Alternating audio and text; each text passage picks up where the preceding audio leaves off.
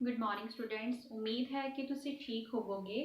ਬੇਟਾ ਅੱਜ ਦਾ ਟੌਪਿਕ ਸ਼ੁਰੂ ਕਰਨ ਤੋਂ ਪਹਿਲਾਂ ਤੁਹਾਡੇ ਨਾਲ ਮੈਂ ਕੁਝ ਗੱਲਾਂ ਸ਼ੇਅਰ ਕਰਨਾ ਚਾਹੁੰਦੀ ਹਾਂ। ਕੁਝ ਜ਼ਰੂਰੀ ਇਨਸਟਰਕਸ਼ਨਸ ਨੇ, ਤੁਸੀਂ ਇਹਨਾਂ ਨੂੰ ਪਹਿਲਾਂ ਵੀ ਫੋਲੋ ਕਰ ਰਹੇ ਹੋ, ਬਟ ਕਿਉਂਕਿ ਹੁਣ ਫੈਸਟੀਵਲ ਸੀਜ਼ਨ ਹੈ, ਤਿਉਹਾਰਾਂ ਦਾ ਦਿਨ ਹੈ ਤੇ ਤੁਸੀਂ ਖਾਸ ਧਿਆਨ ਰੱਖਣਾ ਹੈ। ਤੁਹਾਨੂੰ ਪਤਾ ਹੈ ਕਿ ਪੂਰੀ ਦੁਨੀਆ ਜਿਹੜੀ ਹੈ ਉਹ ਕਰੋਨਾ ਦੇ ਨਾਲ ਸੰਘਰਸ਼ ਕਰ ਰਹੀ ਹੈ, ਲੜ ਰਹੀ ਹੈ। ਦਿਨੋਂ ਦਿਨ ਕਰੋਨਾ ਜਿਹੜਾ ਹੈ ਉਹ ਵੱਧਦਾ ਜਾ ਰਿਹਾ ਹੈ ਤੇ ਸਾਨੂੰ ਇਸ ਤੋਂ ਬਚਣ ਦੇ ਲਈ ਕੁਝ ਪ੍ਰੀਕਾਸ਼ਨਸ, ਸਾਵਧਾਨੀਆਂ ਵਰਤਣੀਆਂ ਚਾਹੀਦੀਆਂ ਹਨ।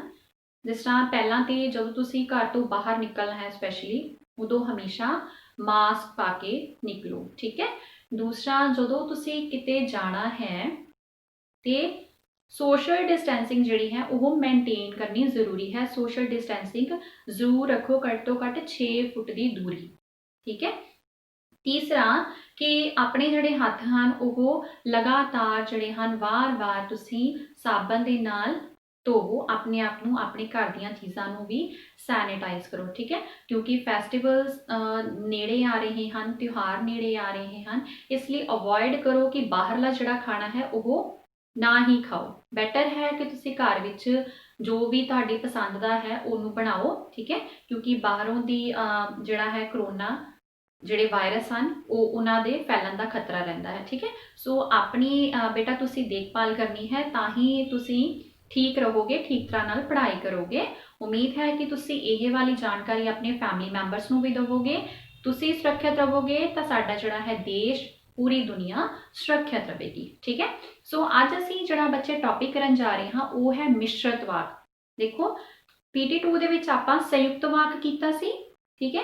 ਇਸ ਵਾਰੀ ਆਪਾਂ ਮਿਸ਼ਰਤ ਵਾਕ ਕਰਾਂਗੇ। ਦੇਖੋ, ਸਭ ਤੋਂ ਪਹਿਲਾਂ ਆਪਾਂ ਸਮਝਾਂਗੇ ਵਾਕ ਕੀ ਹੁੰਦਾ ਹੈ, ਠੀਕ ਹੈ। ਵਾਕ ਤੁਹਾਨੂੰ ਪਹਿਲਾਂ ਵੀ ਦੱਸਿਆ ਸੀ ਕਿ ਭਾਸ਼ਾ ਦੀ ਇੱਕ ਵੱਡੀ ਤੋਂ ਵੱਡੀ ਇਕਾਈ ਹੁੰਦੀ ਹੈ। ਵਾਕ ਜਿਹੜਾ ਹੈ ਉਹ ਆਪਣੇ ਆਪ ਵਿੱਚ ਇੱਕ ਪੂਰਨ ਇਕਾਈ ਹੈ। ਵਾਕ ਇੱਕ ਪੂਰਾ ਸੈਂਟੈਂਸ ਹੁੰਦਾ ਹੈ ਜਿਸ ਤੋਂ ਸਾਨੂੰ ਕੋਈ ਵੀ ਗੱਲ ਚੰਗੀ ਤਰ੍ਹਾਂ ਨਾਲ ਸਪਸ਼ਟ ਹੋ ਜਾਂਦੀ ਹੈ, ਉਸਦੇ ਅਰਥ ਕਲੀਅਰ ਹੋ ਜਾਂਦੇ ਹਨ। ਵਾਕ ਅੱਗੋਂ ਦੀ 3 ਤਰ੍ਹਾਂ ਦਾ ਹੈ, ਇਹ ਆਪਾਂ ਪਹਿਲਾਂ ਵੀ ਕਰ ਚੁੱਕੇ ਹਾਂ, ਠੀਕ ਹੈ। ਸਧਾਰਨ ਵਾਕ,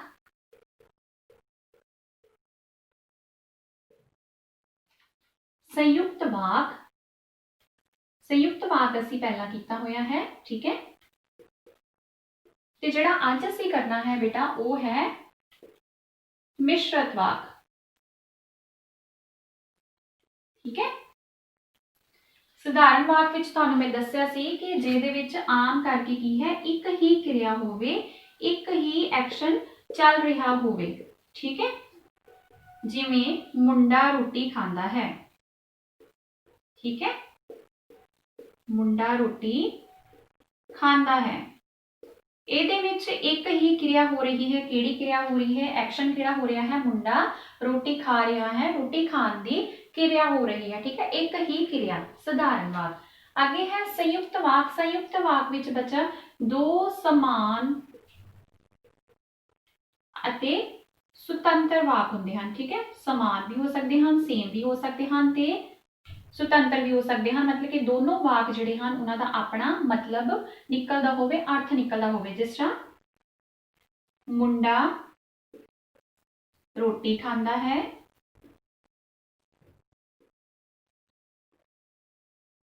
ਅਤੇ ਪਾਣੀ ਪੀਂਦਾ ਹੈ, ਠੀਕ ਹੈ। ਇਹਦੇ ਵਿੱਚ ਕੀ ਹੈ?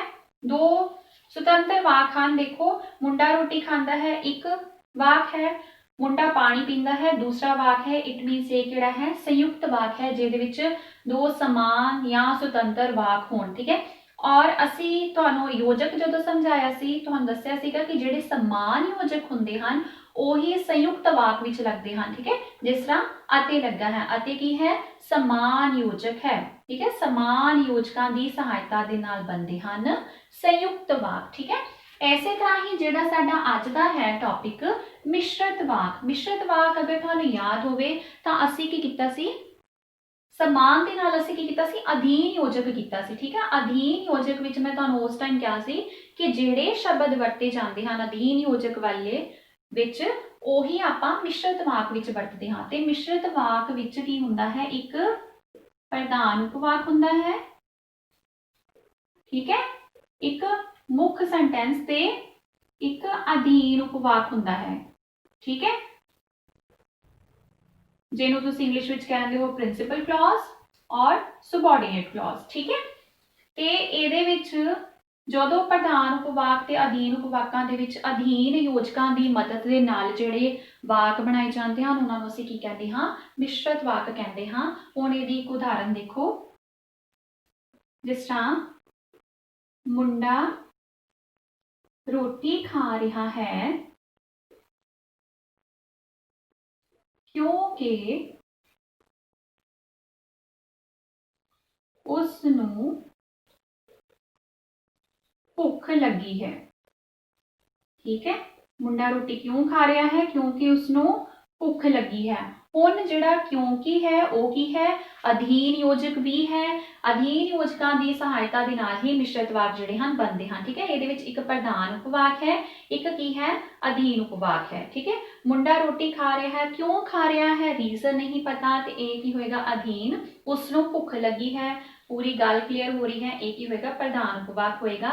जोड़िया किन्ने है, अधीन योजक ने जोड़िया है, क्योंकि ने जोड़िया है, सो एक पूरे का पूरा केड़ा हो गया, मिश्रित वाक। ठीक है, कॉम्पलैक्स सेंटेंस इन्हों आप इंग्लिश विच कहंदे हां। ठीक, वाक दे जिहड़े सारे दे सारे बेटे टेबल है, इसनों तुसीं अपनी फेयर कॉपी ते बनाना है। ठीक है, हुण असीं मिश्रित वाक दी परिभाषा नूं चंगी तरह नाल समझांगे उदाहरणां सहित। हाँ जी, हुण असीं मिश्रित वाक की परिभाषा नूं एक बारी समझांगे ते कुछ उदाहरणां राहीं इसनूं समझांगे। देखो परिभाषा की है मिश्रित वाक की, तुहानूं दस्सिआ है। ठीक है, इहदे विच की हुंदा है, एक प्रधान उपवाक हुंदा है ते एक अधीन उपवाक हुंदा है। ठीक है,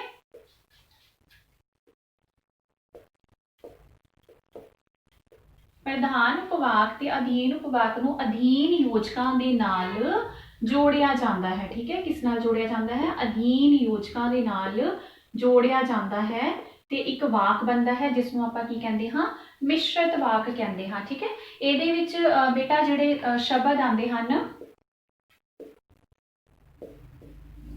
अधीन योजकां नाल जोड़िया